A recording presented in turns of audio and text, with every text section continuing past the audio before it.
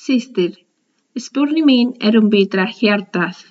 Systir, í aðalbrifnámi þú kenndir okkur að biturleikir djúp sorg í hjarta og þetta hryggir mig því ég ánægður með að tilheyra kirkjunni, að taka þær þessi blessun, en ég finn ég mér best í hjartanu og líka sorg.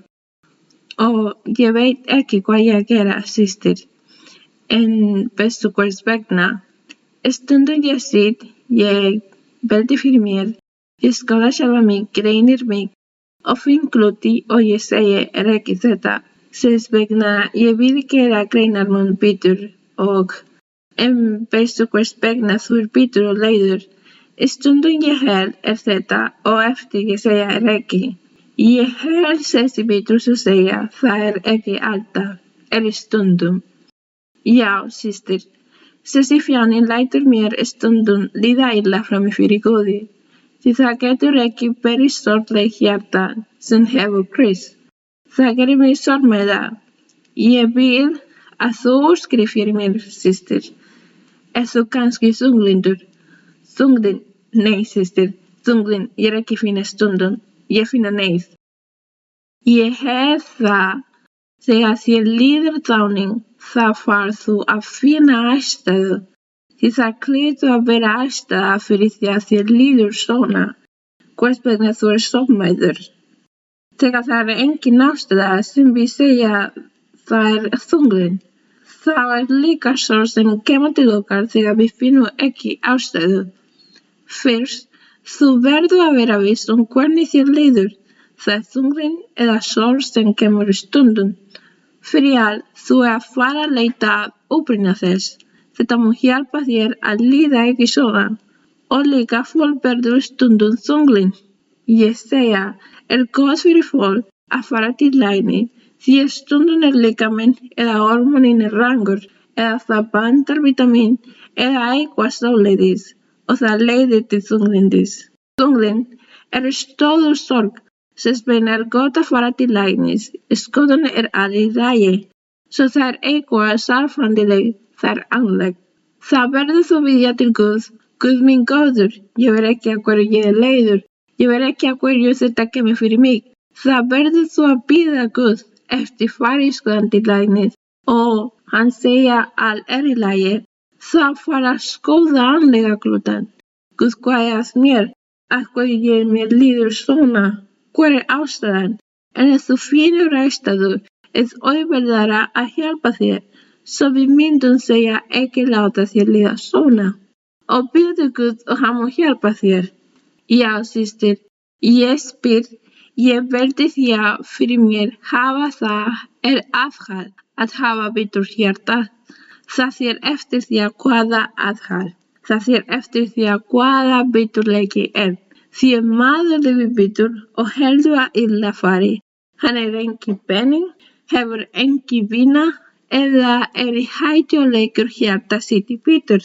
Og Guð segja að hverju þú lifir með sorg. Þú trúir mér ekki, þetta það sem hann myndi segja. Þess vegna þú treystir mér ekki, þú ferstu bitur og hvernig ætlar þú að biðja svona til mín? Þú hefur ekki einu sinni trú til að biðja til mín. Veistu hvað þú að gera? Já, ég að trúa Guð. Hann að taka þetta frá mér, því við forðum ekki að hafa bitur og sorg. Vegna þess við höfum Guð með okkur. Þess vegna við segja, við hamingjusom, við gleðileg, við sátt. Jafnvel fótjöfullinn gerir okkur skada og setur okkur eftirleika einhvern tíma á lífsleiðinni. Og það byggjum við til Guð og sterk.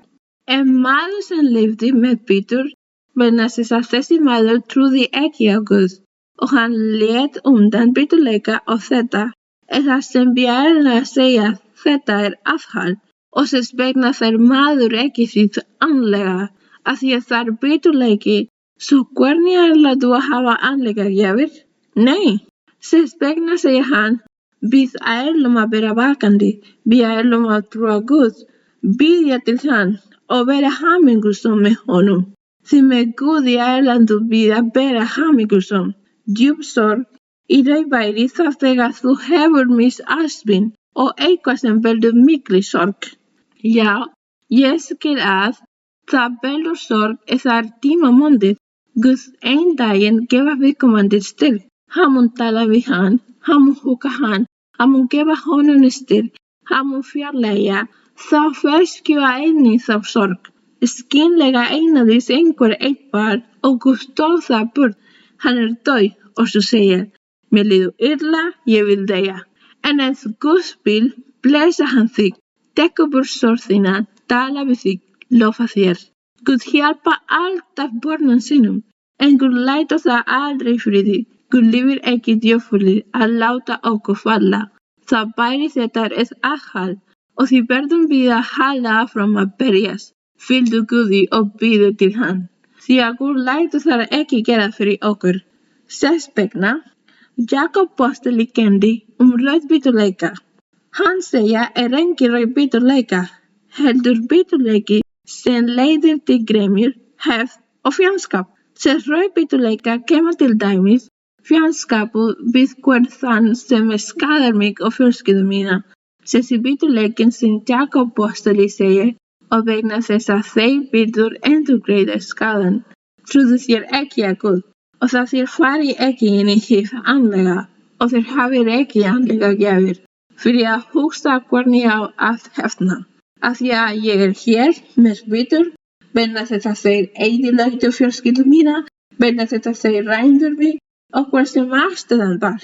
Svo þaðan kom þessi rauðbiturleika sem eitthvað annað. Af því að við verðum á leið fyrir eitthvað. Vel.